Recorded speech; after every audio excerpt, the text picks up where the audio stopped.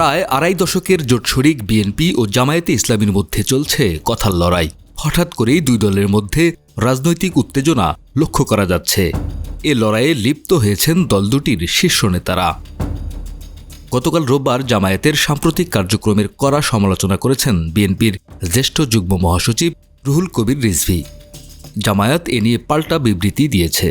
সামাজিক যোগাযোগ মাধ্যমে বিষয়টি নিয়ে পাল্টাপাল্টি পোস্ট দিচ্ছেন দল দুটির কর্মী সমর্থকরা।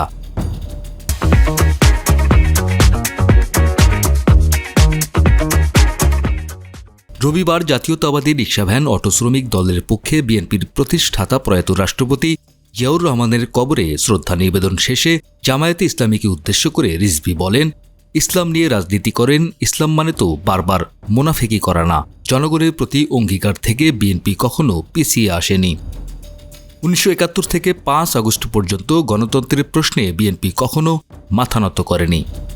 রিজভী আরও বলেন, 5 আগস্টের আগে ব্যাংক লুট ও দখল করেছিল আওয়ামী লীগ, এখন ব্যাংক দখল করছে একটি ইসলামী দল। ভারতের সঙ্গে সম্পর্ক উন্নয়নে জামায়াতে ইসলামী শেখ হাসিনাকে ক্ষমা করতে চায় বলে মন্তব্য করেন রুহুল কবির রিজভী। তিনি বলেন, শুধু পার্শ্ববর্তী দেশই অপপ্রচার করছে না, দেশের দুই একটি রাজনৈতিক দল ঘোলা পানিতে মাছ শিকার করতে চায়। রিজভী আরও বলেন, কারা পায়ের রগ কাটে জনগণ তাদের চেনে। ঘোলা পানিতে মাছ শিকারের চেষ্টা করছে 71-এর বিরোধিতাকারী জামায়াত। 16 বছরের নিরবচ্ছিন্ন আন্দোলনের ফল জুলাই বিপ্লব।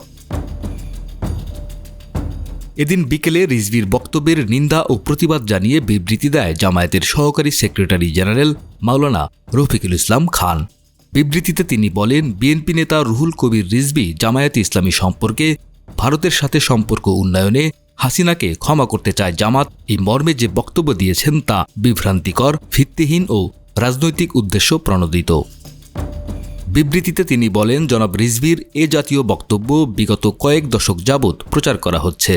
রক্কাটা ঘোলা পানিতে মাছ শিকার, 71-এর বিরোধিতা, এসব বক্তব্য জনগণ বহু পূর্বেই প্রত্যাখ্যান করেছে।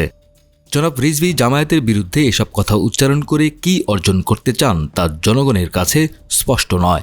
জামায়াত রক্কাটা ও ঘোলা পানিতে মাছ শিকারের রাজনীতি কখনো করেনি। জামায়াতের দিকে ইঙ্গিত করে ইসলাম নিয়ে রাজনীতি করেন, ইসলাম মানে তো বারবার মুনাফেকি করা না, তার এই বক্তব্য চরম মিথ্যাচার ছাড়া আর কিছু নয়। জামায়াত ইসলাম নিয়ে রাজনীতি করে না, ইসলামী আদর্শের ভিত্তিতে রাজনীতি করে জামায়াত। জামায়াত ইসলামী কখনো মুনাফেকি করেনি। বিবৃতিতে তিনি আরও বলেন, জামায়াতে ইসলামের রাজনীতি ভারতের আধিপত্যবাদ ও ফ্যাসিবাদের বিরুদ্ধে। জামায়াতের এই ভূমিকা গোটা জাতি গ্রহণ করেছে, আর এ কারণে সম্ভবত জনাব রিজভীর গাত্রদাহ সৃষ্টি হয়েছে। আমরা এ ধরনের বিভ্রান্তিকর ও অপবাদ আরোপের রাজনীতি থেকে বিরত থাকার জন্য সংশ্লিষ্ট সকলের প্রতি আহ্বান জানাচ্ছি। এরপর রাতে বিএনপির অফিসিয়াল ফেসবুক পেজ থেকে জামায়াতের আমিরের একটি ফটোকার্ড শেয়ার করা হয়। সেখানে লেখা হয়, 2018 সালের নির্বাচনে জামায়াত দর কষাকষি করে 22 আসন বাগিয়ে নেয় জোট থেকে। সে নির্বাচনে ডাক্তার শফিকুর রহমান নিজেও ধানের শীষ প্রতীকে প্রার্থী হয়েছিলেন। তাহলে কার সাথে জোট আর কার সাথে মুনাফেকির কথা বললেন আমির? শেখ হাসিনার পতনের পর দীর্ঘ 25 বছরের রাজনৈতিক মিত্রদের মধ্যে হঠাৎ কেন এমন বৈরী সম্পর্ক হলো, সেটি নিয়েও নানা প্রশ্ন দেখা দিচ্ছে। ডেস্ক রিপোর্ট, আমাদের সময়।